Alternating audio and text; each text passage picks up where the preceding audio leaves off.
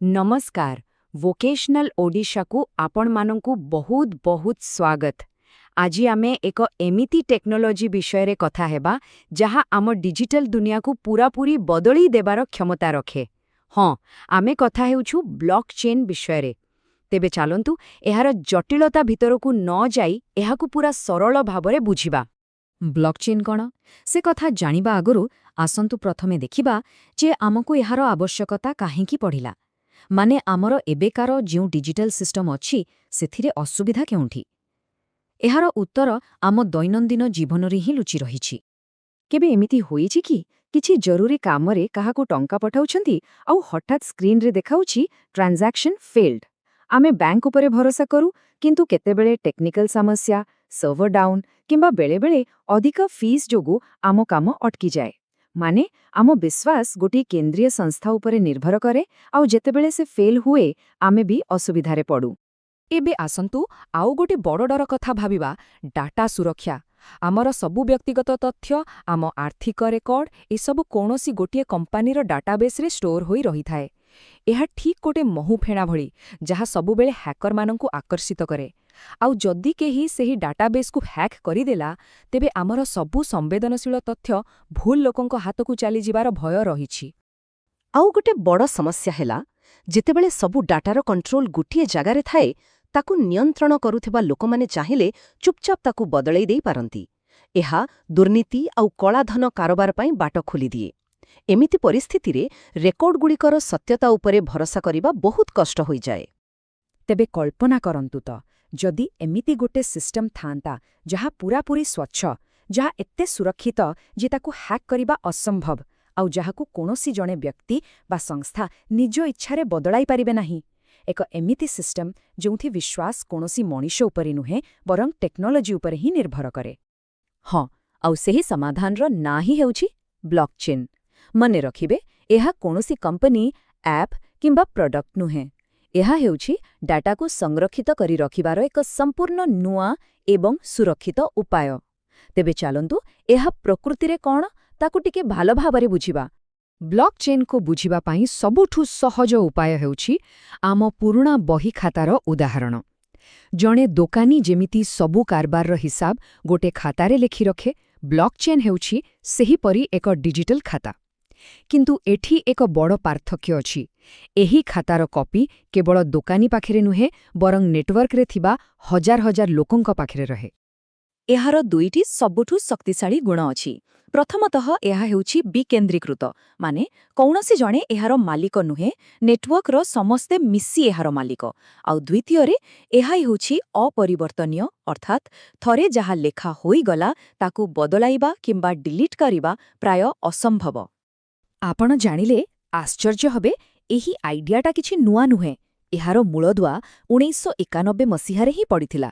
किंतु 2009 रे जेतेबेले बिटकॉइन आसिला सेतेबेले दुनिया प्रथम थर पई एहार प्रकृत शक्ति को देखिला। आउ आजी एहा केवल क्रिप्टोकरेंसी रु बाहरी अनेक क्षेत्र रे विप्लव आनिबाकु जाउछि। एबे आसंतु एहार टेक्निकल दिगकु जिबा। ना सुनी टिके जटिल लागु थाई पारे, किंतु विश्वास करंतु एहार काम करिबार प्रणाली बुझिबाकु बहुत सहज। चलंतु एहाकु सरल भाबरे देखिबा। प्रत्येक ब्लॉक हेउछि एक डिजिटल बॉक्स परी जहा भितरे तीनोटी मुख्य जिनिस थाए। प्रथमतः डेटा, जेमिति किए काहाकु केते टंका पठाइला। द्वितीୟରେ एक हैश जहा सेही डाटार एक स्वतंत्र डिजिटल फिंगरप्रिंट। आ सबुठु गुरुत्वपूर्ण हेउछि तृतीयटी, एहा निज पूर्व ब्लॉकर हैश को मध्य निज पाखरे रखि थाए। एही लिंक ही श्रृंखल बा चेन तयारी करे। जेतेबेले गोटिए नुआ ब्लॉक आसे ताहा पूर्व ब्लॉक सहित जोड़ी होई जाए। एहा ठीक गोटे शिकुड़ी परी गोटे कड़ी आउ गोटे कड़ी सह जोड़ी होई एक लंबा अतुटा श्रृंखल तयारी करे। आउ एही श्रृंखलर जो सबुठारु प्रथम ब्लॉक थाए ताकु कुहा जाए जेनेसिस ब्लॉक। हो, एते सबु तो ठीक अछि, किंतु मनरे गोटे बड़ प्रश्न आसुथिबा, जदि एहा एते सुरक्षित तेबे कौन एहाकु केही हैक करि परिबा नाही? कौन एथिरे ठकामी करिबा संभव? चालंतु एहार उत्तर खोजिबा।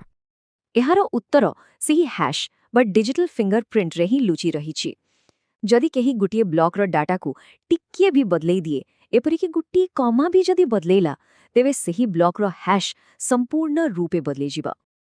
ଆଉ ଯେହେତୁ ପରବର୍ତ୍ତୀ ବ୍ଲକଟି ପୂର୍ବ ବ୍ଲକର ପୁରୁଣା ହ୍ୟାଶ୍କୁ ଧରି ବସିଥିଲା, ତେଣୁ ସେହି ଲିଙ୍କ ସେଇଠି ଭାଙ୍ଗିଯାଏ।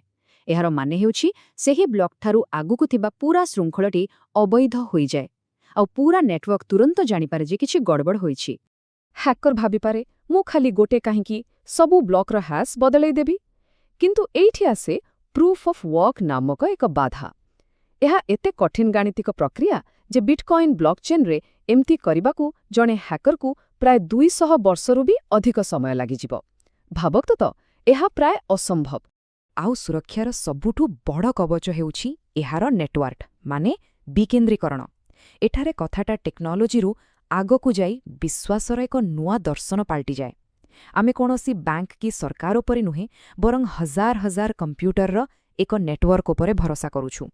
କୌଣସି ପରିବର୍ତ୍ତନ ପାଇଁ ଅଧାରୁ ଅଧିକ ଲୋକଙ୍କର ସହମତି ଦରକାର, ଯାହା ଜଣେ ହ୍ୟାକର ପାଇଁ କରିବା ଅସମ୍ଭବ। ତ ଏବେ ଆମେ ବୁଝିଗଲେ ଏହି ଟେକ୍ନୋଲୋଜି କେମିତି କାମ କରେ ଆଉ କାହିଁକି ଏତେ ସୁରକ୍ଷିତ। କିନ୍ତୁ ପ୍ରଶ୍ନ ହେଉଛି, ଏହାର ପ୍ରକୃତ ବ୍ୟବହାର କେଉଁଠି? ଆସନ୍ତୁ ଏହାର ଅବିଶ୍ୱସନୀୟ ସମ୍ଭାବନାଗୁଡ଼ିକୁ ଦେଖିବା। ଆଉ ହଁ, ଯଦି ଏପର୍ଯ୍ୟନ୍ତ ଆଲୋଚନା ଭଲ ଲାଗୁଛି, ତେବେ ଭୋକେଶନାଲ ଓଡ଼ିଶାକୁ ସବସ୍କ୍ରାଇବ୍ କରିବାକୁ ବିଲକୁଲ ଭୁଲିବେନି। ବ୍ଲକଚେନ୍ର ନାଁ ଶୁଣିଲେ ହିଁ ଅଧିକାଂଶ ଲୋକଙ୍କ ମନକୁ ବିଟକଏନ୍ କଥା ଆସେ।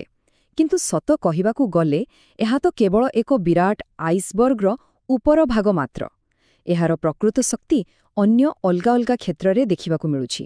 ଚାଲନ୍ତୁ ୱାଲମାର୍ଟରୁ ଉଦାହରଣ ନେବା। ଆଗରୁ ଯଦି କୌଣସି ଖାଦ୍ୟ ସାମଗ୍ରୀରେ କିଛି ସମସ୍ୟା ଦେଖାଗଲା, ତାହା କେଉଁ ଚାଷୀର କ୍ଷେତରୁ ଆସିଛି ଜାଣିବାକୁ ସପ୍ତାହ ସପ୍ତାହ ଲାଗିଯାଉଥିଲା। କିନ୍ତୁ ଏବେ ବ୍ଲକଚେନ୍ ଯୋଗୁଁ ମାତ୍ର କିଛି ସେକେଣ୍ଡରେ ପୂରା ହିସାବ ସାମ୍ନାରେ। ଏହାଦ୍ୱାରା ନକଲି ସାମଗ୍ରୀକୁ ରୋକାଯାଇପାରୁଛି, ଆଉ ଗ୍ରାହକମାନେ ନିଶ୍ଚିତ ହେଉଛନ୍ତି ଯେ ସେମାନେ ପ୍ରକୃତ ଜିନିଷ କିଣୁଛନ୍ତି। ସେହିପରି ସ୍ୱାସ୍ଥ୍ୟସେବା କ୍ଷେତ୍ରରେ କଳ୍ପନା କରନ୍ତୁ, ଆମର ମେଡିକାଲ ରିପୋର୍ଟ ସବୁ ଏ ହସ୍ପିଟାଲରୁ ସେ ହସ୍ପିଟାଲରେ ବିଛେଇ ହୋଇପଡ଼ିଥାଏ। ବ୍ଲକଚେନ୍ରେ ଏସବୁ ଗୋଟିଏ ସୁରକ୍ଷିତ ଜାଗାରେ ରହିବ, ଆଉ ତାର ଚାବି ରହିବ ରୋଗୀ ପାଖରେ। ରୋଗୀ ହିଁ ନିଷ୍ପତ୍ତି ନେବ କେଉଁ ଡାକ୍ତର ତା ରିପୋର୍ଟ ଦେଖିପାରିବେ। ଏହାଦ୍ୱାରା ରୋଗୀଙ୍କୁ ନିଜ ଡାଟା ଉପରେ ପୂରା ନିୟନ୍ତ୍ରଣ ମିଳିବ। ଏହାଛଡ଼ା ଆହୁରି ଅନେକ କ୍ଷେତ୍ର ଅଛି। ରିଅଲ ଏଷ୍ଟେଟ୍ରେ ଜମି ଜମା ରେକର୍ଡକୁ ସୁରକ୍ଷିତ ରଖିବା, ଭୋଟିଂ ପ୍ରକ୍ରିୟାକୁ ସ୍ୱଚ୍ଛ କରିବା, ଏବଂ ଏକ ମଜାଦାର ଜିନିଷ ହେଉଛି ସ୍ମାର୍ଟ କଣ୍ଟ୍ରାକ୍ଟ, ମାନେ ଏମିତି ଏକ ଡିଜିଟାଲ ଚୁକ୍ତି ଯାହା ନିଜେ ନିଜେ କାମ କରେ। ଯେପରିକି ଯଦି ଫ୍ଲାଇଟ୍ ବାତିଲ ହେଲା, ଇନ୍ସ୍ୟୁରାନ୍ସ ଟଙ୍କା ଆପେ ଆପେ ଆକାଉଣ୍ଟକୁ ଆସିଯିବ, କାହାକୁ କିଛି କହିବାକୁ ପଡ଼ିବ ନାହିଁ। ତେବେ ଆମେ ଏହି ଆଲୋଚନାର ଶେଷ ପର୍ଯ୍ୟାୟରେ ପହଞ୍ଚିଛି। ଆମକୁ ଏହା ବୁଝିବାକୁ ହେବ ଯେ ବ୍ଲକଚେନ୍ କେବଳ ଗୋଟେ ନୂଆ ଟେକ୍ନୋଲୋଜି ନୁହେଁ, ଏହା ହେଉଛି ଆମ ଡିଜିଟାଲ ଦୁନିଆରେ ବିଶ୍ୱାସର ଏକ ନୂଆ ପରିଭାଷା। ଏହି ଉକ୍ତିଟି ସବୁକିଛିକୁ ଖୁବ୍ ସୁନ୍ଦର ଭାବରେ ବର୍ଣ୍ଣନା କରୁଛି। ବ୍ଲକଚେନ୍ର ପ୍ରକୃତ ବିପ୍ଳବ କୌଣସି ଡିଜିଟାଲ କଏନ୍ ନୁହେଁ, ବରଂ ଏହା ଏକ ଏମିତି ଇଞ୍ଜିନ୍ ଯାହାକୁ କେହି ବଦଳାଇ ପାରିବେ ନାହିଁ। ଆଉ ଏହା ହିଁ ଆମର ସବୁଠୁ ଗୁରୁତ୍ୱପୂର୍ଣ୍ଣ ଡାଟାକୁ ସାଇତି ରଖିବାର ତରିକାକୁ ବଦଳାଇ ଦେଉଛି। ତେବେ ଶେଷରେ ମୁଁ ଆପଣମାନଙ୍କ ପାଇଁ ଗୋଟେ ପ୍ରଶ୍ନ ଛାଡ଼ି ଦେଇ ଯାଉଛି। ଆଜିକାଲିର ଦୁନିଆରେ ଯେଉଁଠି ଫେକ୍ ନ୍ୟୁଜ୍ ଆଉ ଡିଜିଟାଲ ଜାଲିଆତି ଏତେ ସାଧାରଣ, ସେଠି ସତ୍ୟରେ ଏକ ସ୍ଥାୟୀ ଏବଂ ଯାଞ୍ଚଯୋଗ୍ୟ ପ୍ରମାଣ ରଖିପାରୁଥିବା ଟେକ୍ନୋଲୋଜି ଆମ ଭବିଷ୍ୟତକୁ କିପରି ଆକାର ଦେବ, ଏହା ଉପରେ ନିଶ୍ଚୟ ଚିନ୍ତା କରିବେ। ଯଦି ଆପଣ ଏମିତି ହିଁ ଭବିଷ୍ୟତର ଟେକ୍ନୋଲୋଜି ବିଷୟରେ ସରଳ ଭାଷାରେ ଜାଣିବାକୁ ଚାହାନ୍ତି, ତେବେ ଭୋକେଶନାଲ ଓଡ଼ିଶା ସହିତ ଯୋଡ଼ି ହୋଇ ରୁହନ୍ତୁ। ଆମ ଚ୍ୟାନେଲକୁ ସବସ୍କ୍ରାଇବ୍ କରିବାକୁ ବିଲକୁଲ ଭୁଲିବେନି। ଭୋକେଶନାଲ ଓଡ଼ିଶାର ଏହି ଆଲୋଚନାରେ ଆମ ସହିତ ରହିଥିବାରୁ ଆପଣମାନଙ୍କୁ ବହୁତ ବହୁତ ଧନ୍ୟବାଦ।